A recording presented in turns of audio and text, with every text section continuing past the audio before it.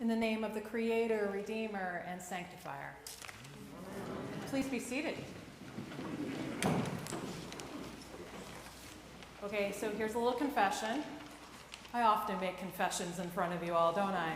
Sometimes when the news is too much, I just can't do it. I just don't do it. As a matter of fact, I'll read a book or watch a movie or look on social media to see what other shenanigans I can watch versus the news. This is particularly true when it comes to creation things and the environment. I'm at the point where I'm like a third grader or a second grader going la la la la la la la la la la. Everything's fun. Everything's just fun. And I don't know if you have felt that or experienced that.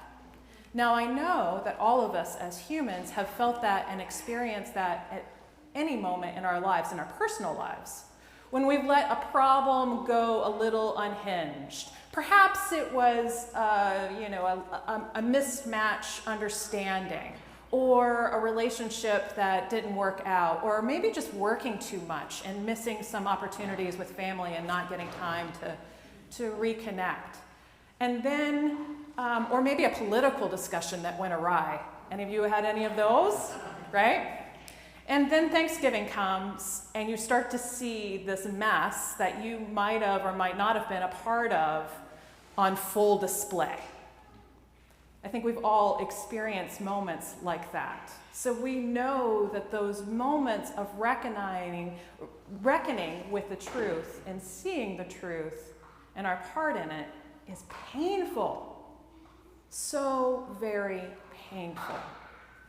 And so, on the second Sunday of creation, when we hit this first reading, a week after a desert-like wind blew across the Bay Area, I went la la la la la la la la, so much so that it was the Bible study crew who was like, it's actually Jeremiah, not Exodus, Krista. Sorry, hate to tell you this. That reading you don't want to deal with is something you're going to have to deal with.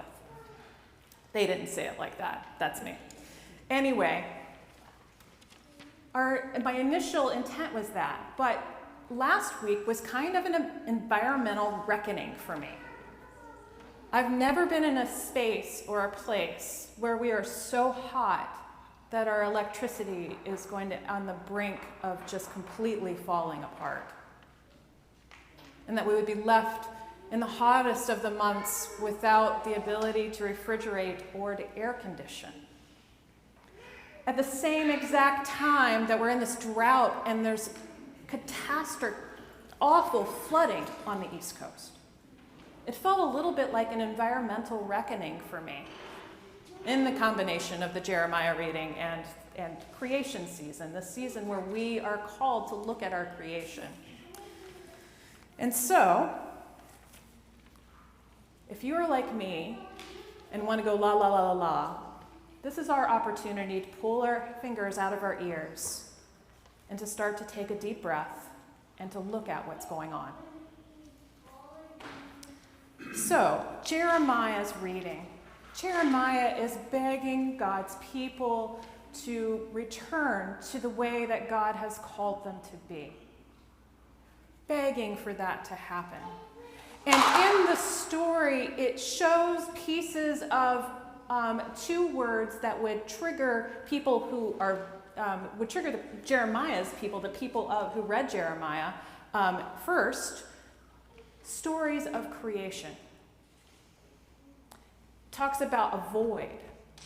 That would trigger creation story, because in the beginning was this void.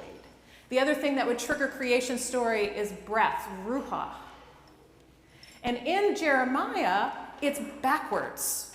So we have here this undoing of creation. So people would know that immediately in this time, the creation, it's so bad that God has undone the creation, that God and people have undone creation.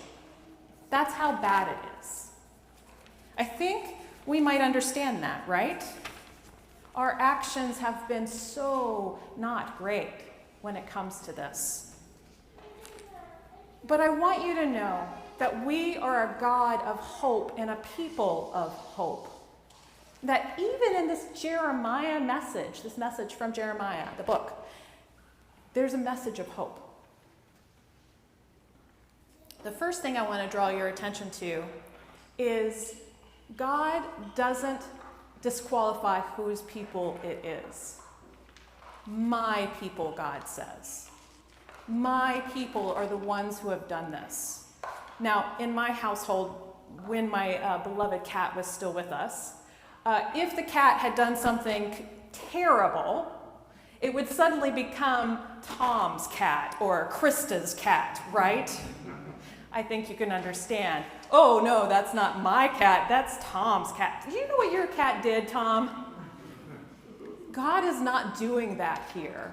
God is saying, my people have done this. And that is incredible.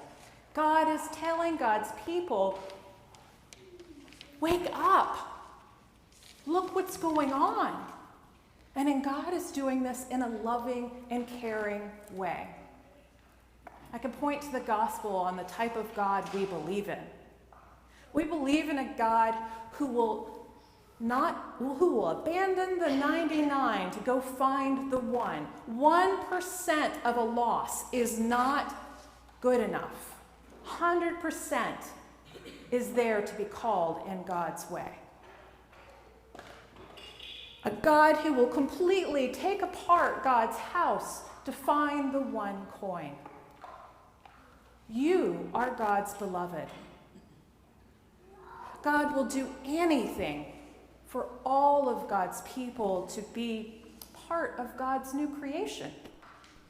So this message of reckoning with the people of Israel, this message of reckoning possibly with us, is given out of love and care so that we can wake up and be part of God's new creation, of how we are called to be part of God's new creation.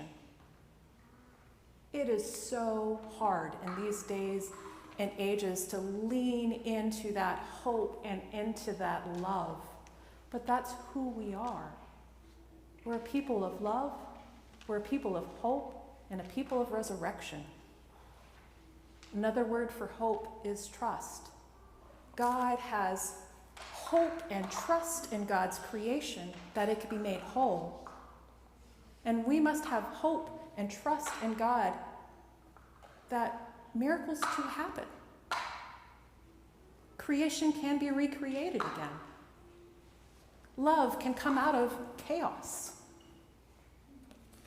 That's who we are called to be and to enact. At Bible study, I was reminded by somebody who said something along the lines of a wallop of a miracle, that God is capable of a wallop of a miracle. And it took me back because I was totally into the gloom and the doom of this situation that we were talking about. And to be reminded that we have a God who loves us, who will abandon the 99, the God who would look for us no matter what, and a God who would make a wallop-sized miracle. Let us not forget that. In this season of creation, we're called to pull out the fingers from our ears, to see what's going on, and to be part of the hope and the resurrection that God has for this world.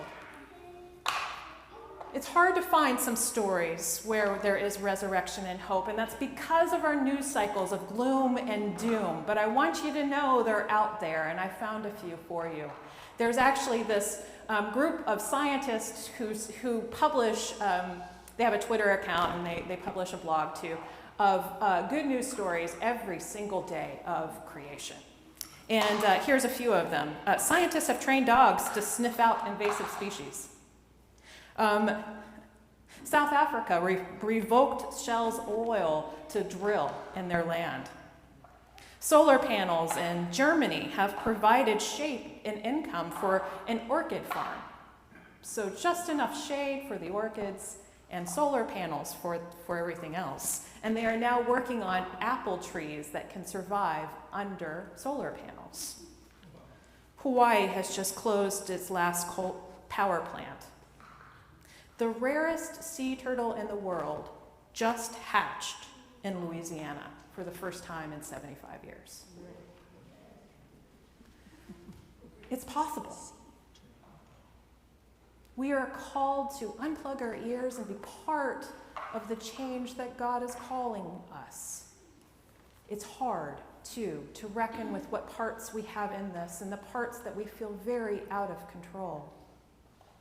But the truth is we are called to be a people of hope and love and to lean into that because this world needs it more than ever.